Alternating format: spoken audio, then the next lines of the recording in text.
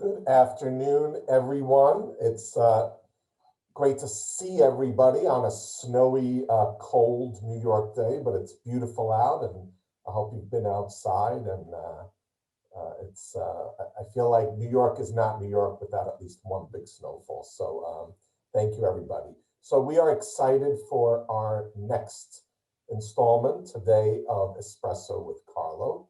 And let me start by thanking Langen Engineering and George Leventis for hosting us today.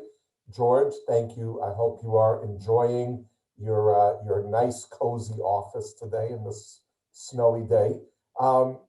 This is an opportunity to meet candidates running for citywide office, mayor, city controller, etc. And today we are honored to welcome an old friend of mine, Loree Sutton. Loree, it's great to see you, and thank you for joining us. I am having an espresso, so thank you. And I'm just gonna quickly tell you a little bit about Loree.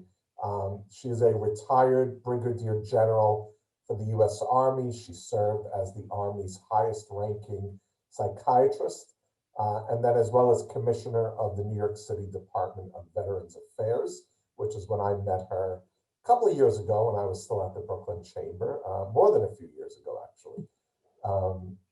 Loree was selected as a White House Fellow, earned the Bronze Star as a result of her actions in combat, and served as the founding director of the Defense Centers for Excellence for Psychological Health and Traumatic Brain Injury.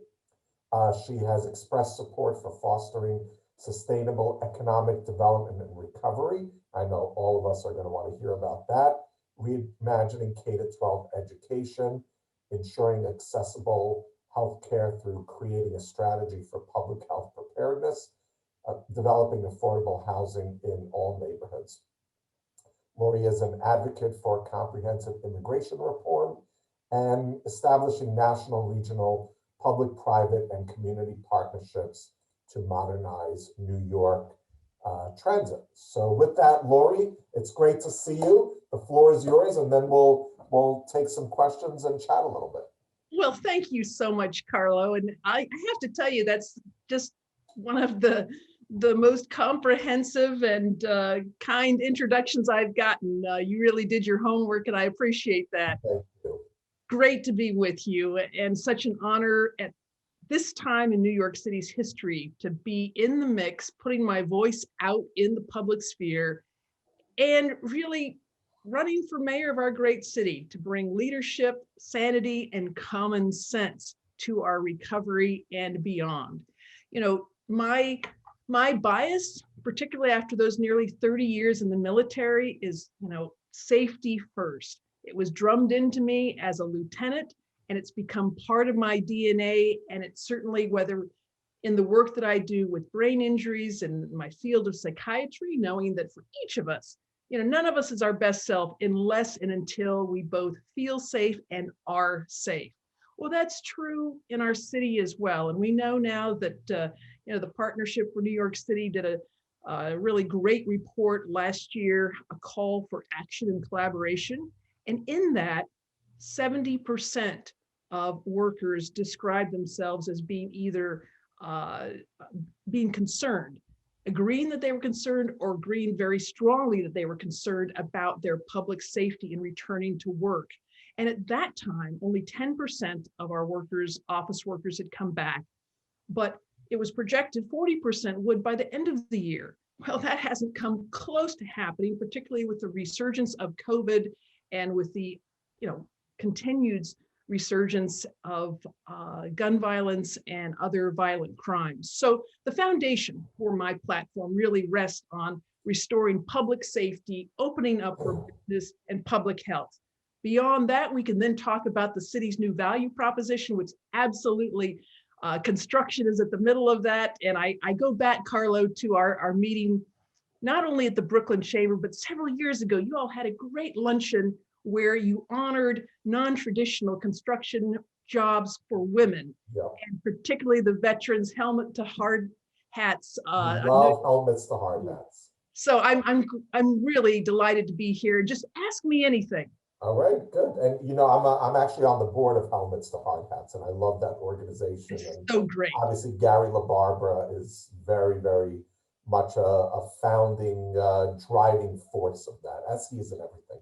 But A look, force of nature. we could talk about so many things, right? It's a perfect storm, right? A pandemic, social and equality, things that we've known, but we're finally talking about economic downturn, jobs. I mean, people saying New York is over, which obviously we don't agree with. But I want to talk a little bit and start with infrastructure and reimagine New York and buildings. So we are in dire straits on Yeah. infrastructure. The city needs, billions and billions of dollars. So give us a sense of how you would prioritize the built environment of New York should you be elected mayor. Absolutely. I think when I talk about public safety, it's public safety with a capital P and S, because I think part of restoring public safety is restoring public confidence. And that has to do with New Yorkers being able to look around and see that we're capable of doing big things. Now we know going forward, getting out of the dire financial straits we're in, everyone's going to have to work closer together. And I think, Carlo, you would agree with me, I'll bet, that that's a good thing, that public-private partnerships are absolutely the way forward. We have to be able to prioritize, both if you think about a matrix, we need to prioritize those areas that are most likely to happen and most severe if they do, and they may include bridges and roads and tunnels, infrastructures. And I know that there is a lot of planning going forward on that. But I also know with the new administration, we have a chance to really partner at all levels. And the state has got a stake in this, and they've been really, leading with both climate change and community protection and proceeding with a all of city, all of state, all of country approach. And I think as New York City goes, we can provide confidence to not only the rest of the state and our region, but the rest of the country. And so I'm very excited about things we wouldn't have perhaps thought so much about a year ago, but we know, for example, it's so critical for us to get our public health construction and infrastructure aligned and integrated. And that's going to involve, putting more public health and primary care facilities, in schools, in pharmacies, in grocery stores. We know it's going to be important to get 5G connectivity all across our city. We know that Rikers is coming up, and I'd love to talk to you about that, because Absolutely. I think that's another piece of this that can be our crown jewel if we approach these challenges understanding that the world we lived in a year ago is no longer the world we're in today. And yet, with crisis comes opportunity. So I'm more than a glass half full kind of general. I think there's really so much opportunity here if we work together. Right. And look, we have always said, and the Building Congress and many of our friends, the partnership and other groups out there have said the same thing. The business community is, at the forefront of creating jobs in the five boroughs. If you continue to attack the business community or development or construction or anything, people are leaving. The reality is sitting in Fort Lauderdale or Boca Raton is not a bad thing right now. And there's many reasons, right? And the governor has talked about it many times. So we just want to be part of things. We want to sit at the table, help rebuild the city. You take NYCHA or public housing in general, or redeveloping, different parts of our city. It is critical that the people who know how to build sit at the table. So tell us your version of public-private partnerships and how that would look like with the community. Sure. Well, I think the reality is that the city is going to have to spend less, meaning city government. And this is a time where this ought not be, gloom and doom. This is a time when we can really put together a strategic plan. We can put together a requirements process. We can really trim away waste. We can eliminate positions. For example, I'd start with Department of Education, those executive superintendents. Who knows what they do? But it removes resources from the principals and the teachers and the kids where it really counts.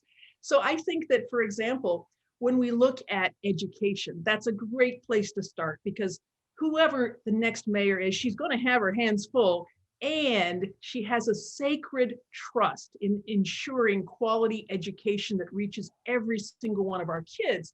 Well, I think that one of the models that has really proven its worth is the conversion, the transformation of regular schools, which 3/4 of a day under normal circumstances. That's another topic we can reach if you like. And 3/4 of the year. But what about transforming them into true community centers? Now, clearly that's going to take some construction. It's going to take some design. It's going to take some public-private partnerships going all around. But think of what we can do. We can put mixed-use retail into those community centers. We can put primary care centers to make it easy, community health hubs to make it easier for folks, particularly in those communities, Black and brown communities and impoverished communities that haven't had that access. We can invest in apprenticeships. We can invite the private sector to adopt a school and to create pathways to the middle class, many of which go through the great union jobs that the Building Congress supports. And I'll tell you one thing, Carlo, one of the things that just struck me so much when I first got to know the Building Congress at that event several years ago, that luncheon, and to think that here in New York City, you've got this Congress now in its centennial year. Congratulations. 100 years old. Yes, and looking fine.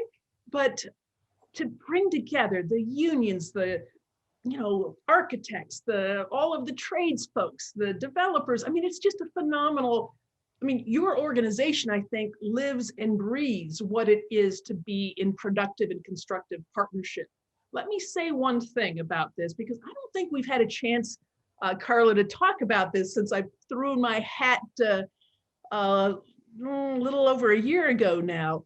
But one of the main reasons that I put my hat in the ring is I became very, very concerned. It was the best of times and the most troubling of times, because the best of times, here I was doing what the city hadn't done in over 20 years, standing up a new municipal agency, making history, the first city in the country to do so, and making it from a tiny little office, the old MOVA, Mayor's Office of Veterans Affairs, so going from 4 to 44, still small by city agency standards, but developing a laboratory, an incubator where we can take on the toughest challenges facing the city, like homelessness.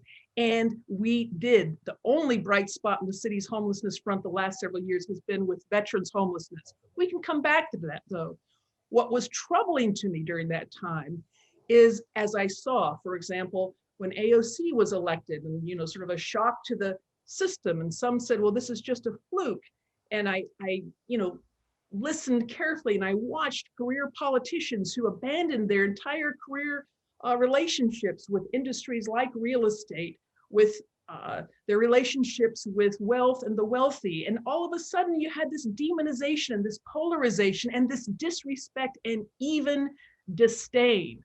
And I asked myself, where is the leadership going to come from that can lift our city up and move us forward, all of us? I didn't see it. And the final straw for me was the Amazon debacle. I thought that was just malpractice, political malpractice at all levels. And think of what that would mean today if we had those 25 to 40,000 jobs there for the Queensbridge Housing Authority residents, the small business owners, the immigrants, the entire Long Island City community. But I'll tell you what, if this whole Gracie thing works out, Carlo, and Mayor Sutton's getting ready a year from now, I'm going to call Jeff Bezos and say, hey, we got a new mayor now. Let's talk. It is interesting when and I've had this discussion with people who say, well, Amazon is still coming, right? They took over the Lord and Taylor building. I said, yes, they are, but they're not investing in a borough. They're not investing in public housing. They're just doing what other firms do. They're opening up an office in Midtown. The goal of Amazon and of economic development, we've always said, should be a 5-borough economic development. Absolutely. Not just Midtown or Lower Manhattan, but the boroughs. Well, and you talk to folks in Long Island City, and today, I go out to Queensbridge, and every time I'll approach a group of residents and say, hey, if you were mayor today, what would be the #1 issue you'd want to fix that would help you and those you care about?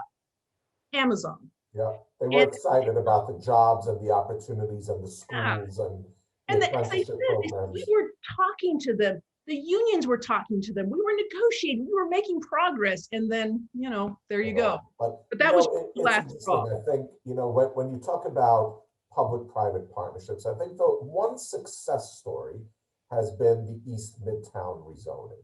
Mhm. Yeah. And if you look at One Vanderbilt and what SL Green has done there, not just putting up this incredible office building that is unique and innovative and exciting and visionary, right? Mhm. But how they've approached New York City and creating new entrances and platforms and open areas for Grand Central and the subways and Metro North and paying for and redeveloping an open plaza. And yesterday or today, it was announced that the Hyatt Hotel, the new plan and the new vision there is coming down again, creating jobs, economic activity, but investing in mass transit, public spaces, et cetera. That should be something that all of us together, real estate, developers, owners, construction, architects, the city and community should be replicating and saying, wow, look how great it worked in East Midtown. Let's now do it in other places across the city. So I think together, whoever is the next mayor should really embrace it and say, real estate is not a bad thing. It's one of the drivers of the economy. It pays the most revenue percentage wise in taxes. It creates jobs. And look, for the building Congress, the people that our members are employing honestly don't look like you and I. It's black and brown people in the Bronx and Brooklyn and Staten Island and Queens and creating middle class jobs, union jobs, etc. Absolutely. So enough of the demonization and more of the let's work together. Absolutely. With a particular focus on respect.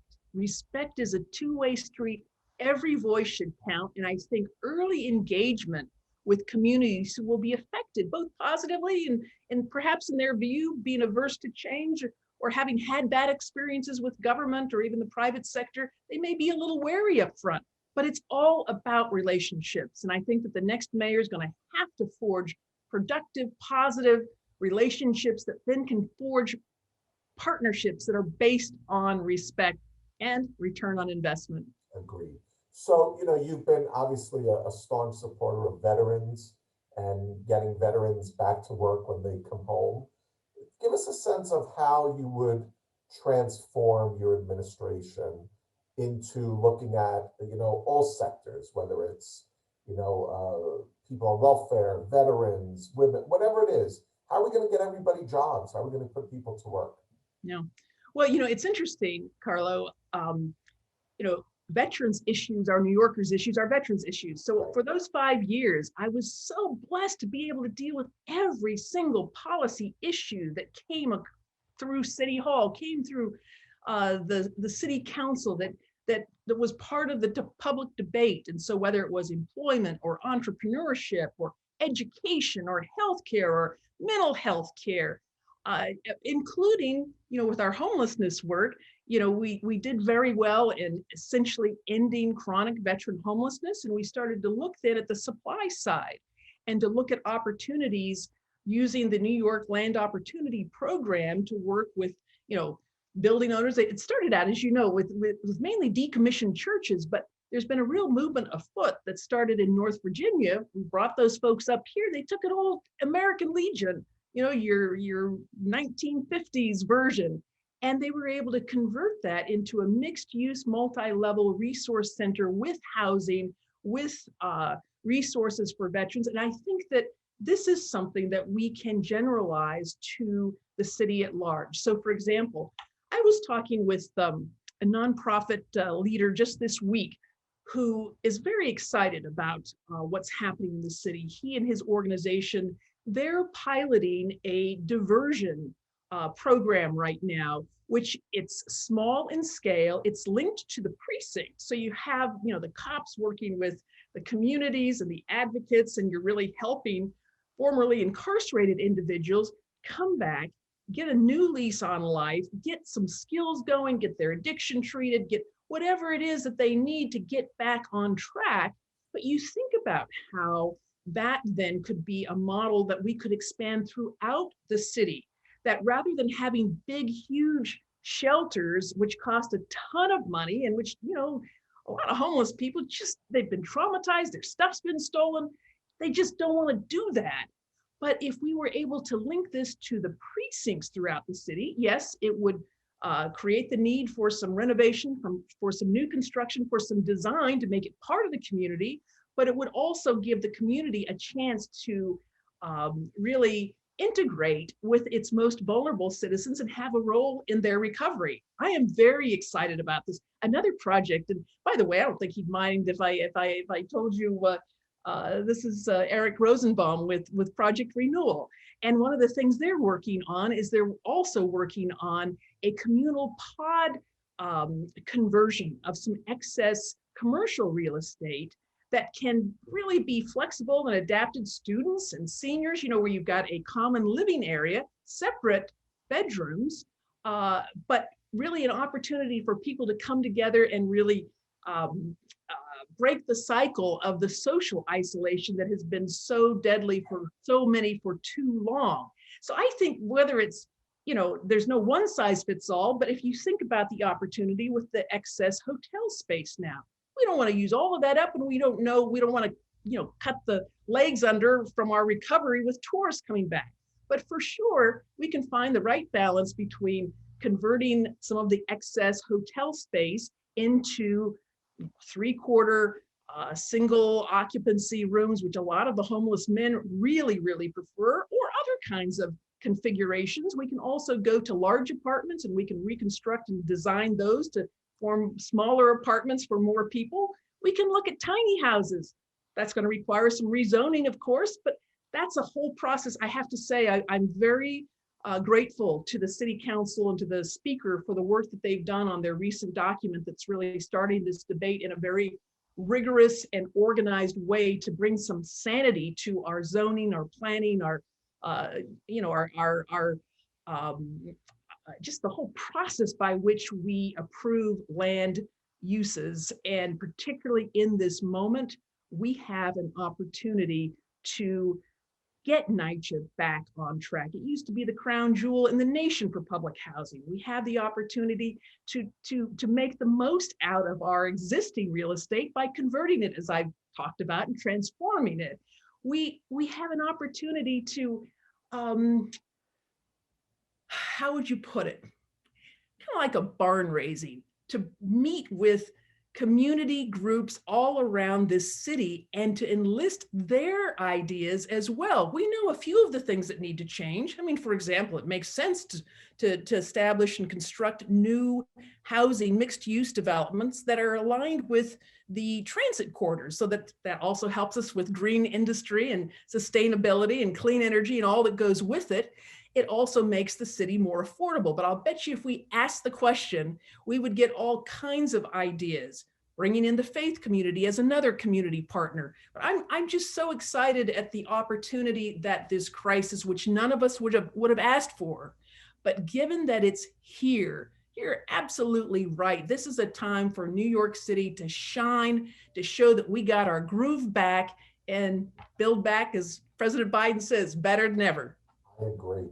You talked about rezonings and zonings a lot. Give us a sense of how would you approach rezoning New York and zoning in general? And what would your priorities be as you look towards, rezonings of neighborhoods or new housing, new office, et cetera?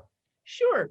Well, I think, first step is early engagement with all key stakeholders, particularly residents, community members who know the neighborhood, know the areas, know what really matters, and can provide an essential voice. And it's one of the things that I think that this administration has really failed at. And it's too bad, because they've had a lot of really good ideas and programs and initiatives, but a number of them have fallen short, not because the initiative or the concept wasn't sound, but because the communication, the relationships were all wrong. So I think that's a first step.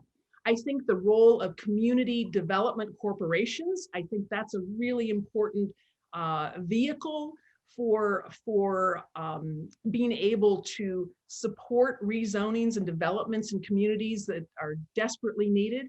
I think that, you know, next year is when 421A is either renewed or it's allowed to die. I don't think we can allow it to die. Let's use this as a chance to make sure that the 421A tax abatement at the state level is better aligned with our zoning. And that includes looking at the industrial areas that perhaps are no longer needed in the same way they were years ago, but could be really well used for, let's say, artist work, create studio loft areas. Let's say that um,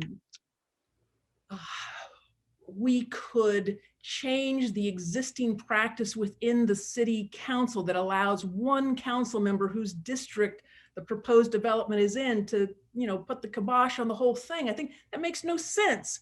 We have to start thinking as a city. Our city needs a champion as mayor who can be a trusted agent and partner to work with the private sector, with philanthropy, with our partners in Albany as well as in DC. And I think that, you know, this opportunity will not come our way again. And I think another thing we ought to be looking at is the opportunity to, if we're going to borrow money, and by the way, I don't support the mayor's request to beg for borrowing authority to cover operating expenses. But if we were to invest that, given the low interest rates right now, and let's look at some of the distressed properties, both real property as well as built property across the city, and let's see what we could do to buy up some of those structures and some of that land to create permanent affordable housing, and to get beyond where we've been with the, you know, kind of the scrum that's developed around the mandatory inclusionary housing. Well, it's only mandatory if developers, you know, figure out that the math works for them and it's in their best interest. And that doesn't make the developers evil or greedy or wrong. It's just, it's a math problem. And so I think that we can get around where we've been that has caused us to kind of grind to a halt and kind of lob things over the demilitarized zone, if you will. And we can realize this is a time for all of us. Let's roll up our sleeves. Let's look at our city anew and build the new New York with an entirely different value proposition. Sounds exciting. Let's talk about investing in the future and the capital program. Obviously, you know, capital and operating are very different ways of approaching, and we believe in a robust capital spending program, particularly as you mentioned, interest rates are basically zero, and investing in the future of New York. Give us a sense of how a Mayor Sutton's capital budget would move. And the other part is something we've called for, is a real coordinated approach to capital. Whereas right now, every agency is kind of floating around and there's no central hub of all capital of New York. So give us Absolutely. I'm a big fan of the Building Congress's proposal to establish a deputy mayor for construction. I think that would go a long way to have a single point of success in City Hall that could coordinate across all the myriad different agencies and parties and stakeholders and all of the rest. But I think we also have to keep in mind that our capital budget, we've got to not only make best use of the money that we have that comes in at city level, and of course that means respecting our colleagues in your business, construction, and all of the supporting elements of design, architecture, and the trades. But we also have to speak respectfully to the 1%, top 1% income New Yorkers who bring in over 40% of our tax base. You add that to the real estate tax base, and you know that it makes no sense whatsoever to be speaking disdainfully of the wealthy or daring them not to come back. And we simply can't be New York without all of us working together. And that includes, of course, our wealthy. And we're so blessed to be here in New York, where we've got wealthy New Yorkers who care about culture and the arts and built design and community spaces and parks and all of those things that make our city the city it is. And so I think that another part of this that I'm just digging into now. I put really my first priority on my first, the public safety plan and standing up a public safety coordination council. Well, now I'm working on the open for business plan. And as I'm digging into this, Carlo, I'm finding out that the city is leaving so much money on the table, and not just with state grants and programs. Federal, I found out just, with SBA, millions of dollars that we're not competing for. It's money on the table. But there's also private foundations, there's philanthropy. As I talk with wealthy people around our city who are listening to the cries to, soak the rich and tax the billionaires. And, the common refrain is, listen, I've done well during this last year, during the pandemic. I know that there's a place for me and my colleagues to be part of this recovery, but make it a surcharge, make it a fund I can contribute to and invest in, but do not make it part of this call to soak the rich or tax the billionaires. It's the wrong attitude, and it's going to just keep, as you mentioned, that exodus that started well before the pandemic. It will only make it worse, and that doesn't benefit any of us. Not at all. You touched a little bit on public safety earlier. Obviously, an economically desirable city and public safety go together in a livable city, particularly for communities in Brooklyn and the Bronx, especially, that continue to see high crime rates and crime rates that are going up. How would you approach the quality of life issues and public safety for the city? Yeah, well, I think first of all, we have to, at least in my view, utterly reject the defund the police mantra. I think it has no place. I think that NYPD, when you look at what they have done over the years to bring us to where we are, it's amazing. And not just years and years ago, but the precision policing, which started under this mayor in 2015 and up until, a little over a year ago, was robust. It was, they were taking weapons, firearms off the streets. They were building community centers. They were developing the neighborhood relationships. And yet, despite what no one really thought was going to be possible, lowering the overuse of stop and frisk, violent crime continued to go down. So I'm a big proponent of the central role of NYPD. They're the best in the world. And yeah, it's been a tough year, but I would say that the lack of leadership, consistent leadership, firm, fair guidance, making it clear what the expectations of City Hall are at any given time, have done as much to lead to the issues last summer as anything else. I look forward to working with them, but I also look forward in standing up this Public Safety Coordination Council to bringing in the other city agencies that also have a lot to do with public safety. And that is, transportation and parks and education and, emergency management and FDNY and, Mock J. We've got a lot of different city agencies that also play a part. And what we can do is we can renew the data analytics system that has served NYPD well over the years, and we can share it throughout those agencies, throughout the council. We can bring in the private sector and community advocates on a quarterly basis so that they can see what's going on. But this kind of a coordination council will help us be able to spot trends, to be able to divert resources, to be able to see emerging patterns, and to be able to share the blessings and burdens of public safety. It's a role that all of us have to take on. And I rail against the current efforts to, again, that demonized word comes up again. But I talked to a police officer the other day. It just broke my heart, Carlo.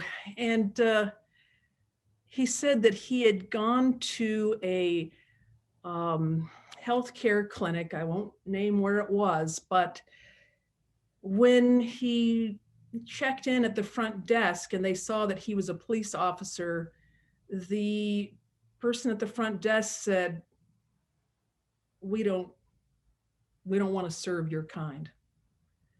And this is no way to treat people who, as you know, put their lives on the line for us every single day. There's a notion right now that somehow you can strip apart so much of what they do and just, send in social workers. I tell you what, I'm a mental health professional. I'm a psychiatrist. I talk to a lot of social workers. I have not met a single social worker who wants to go on a 311 or a 911 call out to deal with an emotionally disturbed person, not knowing whether there are weapons involved, what the history is, and it can turn violent in a flash. Now, here's where the difference is. The best practices that are emerging around the country and that are starting to take hold here in New York City that, NYPD doesn't get credit for is the specialized training of social workers, mental health counselors, specialized training of patrol officers, and marrying them up in teams. My safety plan includes standing up public safety action teams that are coordinated through the local precinct. So when a call comes in, it's not that you just have to call some social worker who will take an hour and a half to get in and you've never worked together. Now you're supposed to go and make something, good happen out of a volatile situation. No, you're trained, you're organized. That public safety action team would also then incorporate the role of the violence interrupters, the cure violence folks who are usually peer individuals who have lived experience with the criminal justice system and all too often can kind of be out there on their own and not coordinated within the broader structure. So I think that coordination piece is critical, the sharing of visibility, of transparency, and the accurate communication. For example, the other day in one of these mayoral forums, the moderator asked, so what do you think about the police and how they acted on Martin Luther King Day and be, brutal to those crowds? And I thought to myself, wait a second, I saw those videotapes. Those crowds on Martin Luther King Day had swung through 2 boroughs before they ever encountered the police. They were vandalizing, they were, marking things up with graffiti, defacing property. And the video showed that the NYPD was using loudspeakers. They were very clear and professional in their communication and telling the crowd that they needed to get off the street. There's a right to protest peacefully, but there's not a right to take over the streets of New York and put all of us at risk. So I think we have to start communicating clearly about what is happening also. And so you will hear me time and time again. I will speak up for the rights and the needs and the strengths of the police, and I will be very clear when they've fallen short. But I will never disparage or disrespect them and their role, just as I equally value the role of community advocates in protecting the constitutional right to protest. It's not an either or choice, both and. We can do this, Carlo. Absolutely. It's New York. We used to be able to think big. We need to again. Yeah, get our groove back. Exactly. We touched on so much. I want to just kind of get back to where we started, which is rebuilding. So, obviously the next mayor will have many challenges. A city that has gone through a lot in the last year. Tell me the first 100 days of your administration. Well, what are some things you want to set in motion or accomplish? Absolutely. First 100 days, we'll have a citywide tour where I will meet in each borough. We'll bring together, advocates and stakeholders, public-private partners, philanthropy, whoever wants to show up to kind of a barn raising session, and we'll get an idea from the communities themselves. What is your number one most visible improvement to your borough that we could get done in 100 days? And I think that's where it has to start, to regain the confidence of New Yorkers, to bring our fellow New Yorkers who are currently, living elsewhere and looking over and reading the headlines and saying, is this a place where I'm disdained and disrespected? And furthermore, am at risk and endangered? Is this a place I'm going to come back to? No, let's start that business of rebuilding trust and respect and relationships. And I'll tell you, one of the places that I would take on as mayor, right around City Hall. I don't know if you've been over to the David Dinkins building lately, Carlo, but you know, when I first started as commissioner back in 2014, it was lovely. There were kiosks where you could get different kinds of food and places to sit and tables to play chess. It is a hellhole. It's all of those kiosks have been closed for at least 2, maybe 3 years now. There's graffiti everywhere. It's filthy. And this happened well before the pandemic. And I want to make a point of this, Carlo, because I think it's very important. I've heard some leaders now start to talk in ways that make it sound like the pandemic has brought every negative thing to us that we're dealing with now. You know, New Yorkers, both at the state level and here in the city, they were leaving well before the pandemic came. And when you talk to those folks who started leaving in 16, 17, and 18, why were they leaving New York? Well, affordability, top of the list, but that's not all. Yeah, they wanted to, move someplace that they could either buy a house or at least live comfortably within their income. They wanted to go to a place where it was easier to start a new business, where the local folks would welcome them. As one person told me, where the civil servants aren't surly. They actually welcomed us. It was a joy to get our voter registration and car registration and all of that. And I think that, this is a time for us to rethink our entire value proposition. We are currently number 48 out of 50 states in terms of having the least business-friendly environment. Now, to some of my colleagues on the far left, their response to that would probably be, oh, we only have 2 more slots to go to, bring us down to number 50. No, we've got to change our tax structure. We've got to change our zoning. We've got to address the affordability issues, and we have to increase the opportunities for every New Yorker to find a path to the middle class. And I think that if we just, as the scripture reminds us, if we know the truth will set us free. And we are 48 out of 50. Let's change that. We also, when it comes to social and upward mobility, I think that's an index that every one of us ought to support. But when you look at the national studies on that, it shows that every blue, progressive, governed, large urban area, city in this country is at the very bottom of the upward mobility index. And that's another reason why folks are leaving. When you look at the numbers of people who would leave if they could leave New York, it's frightening. And that's why and I'm not going to operate ever out of fear, Carlo, but it is daunting to look at the challenge that we have quickly of re-earning the trust, the confidence, the respect and regard of both New Yorkers for our great city, as well as to demonstrate the power of partnerships in creating prosperity in which all of us now must share and celebrate. So that's what a Sutton administration will be all about. You'll see me a little bit like Mayor Koch. For years, of course, his line was, "How am I doing?" Well, you know what, Carlo? It's so funny. I wish I had met Mayor Koch.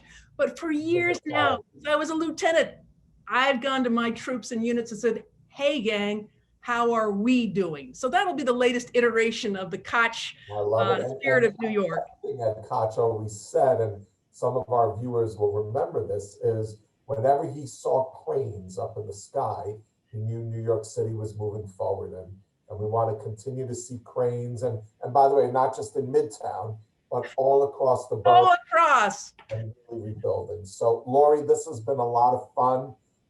Thank you. I know our listeners really enjoyed this, and we will be hearing a lot more from you in the coming months, I'm sure.